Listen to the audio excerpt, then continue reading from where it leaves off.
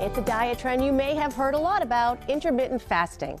Registered dietitian Jen Belanger is here to discuss the effectiveness and the benefits of this popular eating pattern. Welcome, Jen. Hi, welcome. Thanks for having me. Oh, my pleasure. So this is one of the hot dieting fads of 2020. Now, do you see it as a fad, or do you see it as a legitimate way to embrace foods? So I guess kind of both. I see it as a fad, but it can work. And we'll talk about why that is. So first, let's talk about the science behind intermittent fasting. And actually, so we can't do that without talking about just dieting in general, right? So when we are on a diet, so to speak, which I hate that word, I never put people on diets, but when people go on a diet, they're restricting calories, right? So say they need 2,000 calories a day, they restrict to 1,500.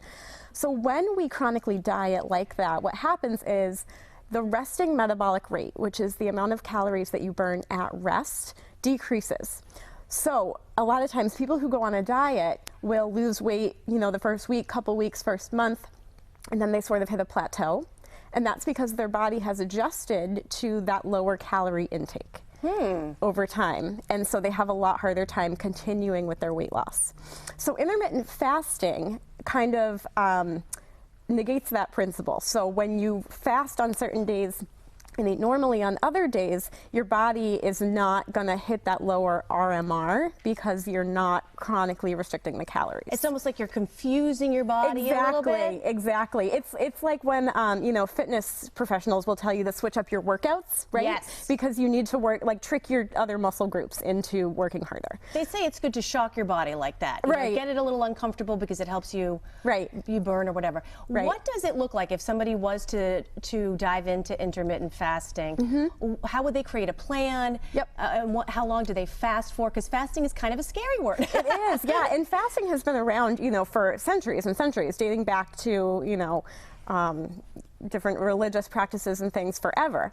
So there are three main types of fasting that we talk about. So the first is alternate day fasting. So what that looks like is you eat normally on one day, and then the following day you severely restrict, either to no calories at all or about 500 calories for the day. And what that might look like is maybe a salad with 2 tablespoons of dressing, which is like a normal portion, and an apple with a couple tablespoons of peanut butter. That's about 500 calories. So that would be all you eat for the whole day. And then you flip-flop back and forth between normal eating and fasting day to day. The second type of fasting is the 5-2. So 5 days a week you eat normally, you just do your normal thing, and then 2 days a week non-consecutive. So 2 non-consecutive days. Oh, so you split it up. So it's not so torturous that you're going to faint from lack of food. Right, which is something I worry about with my patients who want to do this, you know. Yeah, so you restrict 2 days a week. The third type is time-restricted fasting. So that means, this is a more popular one, that means that you kind of restrict for a certain amount of time. A popular one is 16 hours where you don't eat anything and you eat, say, during an 8-hour window. Could you also include your sleeping time in that 16-hour window? Yes, you can. And so some people who are successful with this do that, so that, you know, 8 of those 16 hours they're sleeping, so it's not so torturous. Oh, that sounds like a... Have you ever tried it yourself? I have not. So that's a really interesting thing. So we'll get to that in a second. So based on all this information that I just said, so intermittent fasting obviously is a restrictive way of eating, right? So it's really not appropriate for lots of subgroups of people, right? So elderly or anyone who's taking medications that have to be taken with food, not appropriate. Anyone who's pregnant or breastfeeding, not appropriate.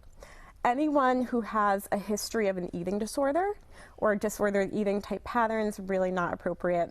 Not appropriate for children. We never want to put kids on something restrictive like this. And if you're diabetic and really prone to hypoglycemia, which is low blood sugar, this really isn't appropriate either.